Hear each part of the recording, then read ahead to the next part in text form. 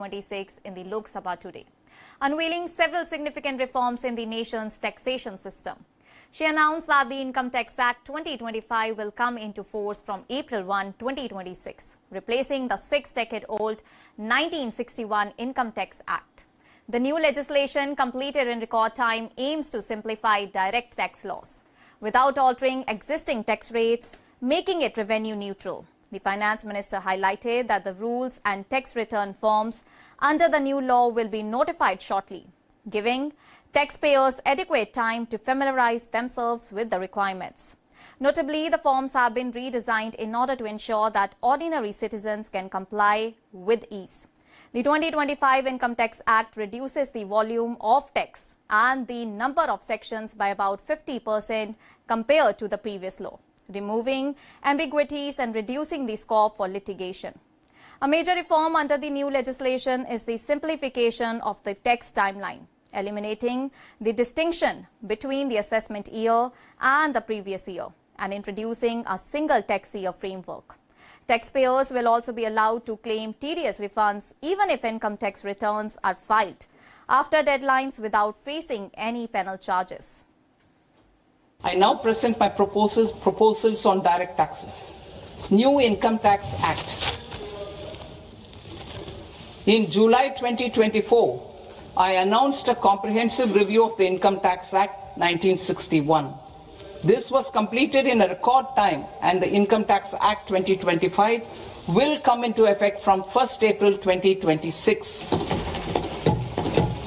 The simplified income tax rules and forms will be notified shortly, giving adequate time to taxpayers to acquaint themselves with its requirements.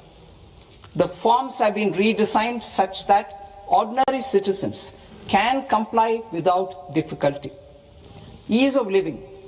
I propose that any interest awarded by the Motor Accident Claims Tribunal to a natural person will be exempt from income tax, and any TDS on this account will be done away with. Sitharaman announced exemptions and rationalizations aimed at both residents and non-residents. The minimum alternate tax that is MAT will no longer apply to non-residents who pay tax on a presumptive basis. The threshold for availing safe harbour provisions for IT services has been raised from Rs 300 crore to Rs 2,000 crore. Additionally, tax collected at source, that is TCS, on liquor, scrap and minerals has been rationalized to 2%. And the definition of accountants under safe harbour rules has been revised in order to promote homegrown accounting firms. A significant incentive was also introduced for foreign companies providing cloud services using data centers in India, with a tax holiday proposed until 2047, subject to certain conditions. While income tax rates and slabs remain unchanged following last year's reforms, the Finance Minister announced several measures to simplify compliance and provide relief to taxpayers. The timeline for revising income tax returns has been extended from December 31 to March 31, with a nominal fee and staggered deadlines have been introduced for filing returns. Individuals filing ITR 1 and ITR 2 will continue to file by July 31, while non-audit business cases and trusts will have until August 31. Interest awarded by motor accident claims tribunals will now be exempt from income tax with the corresponding TDS removed, and non-resident Indians providing capital goods to Indian companies will enjoy a 5-year income tax exemption.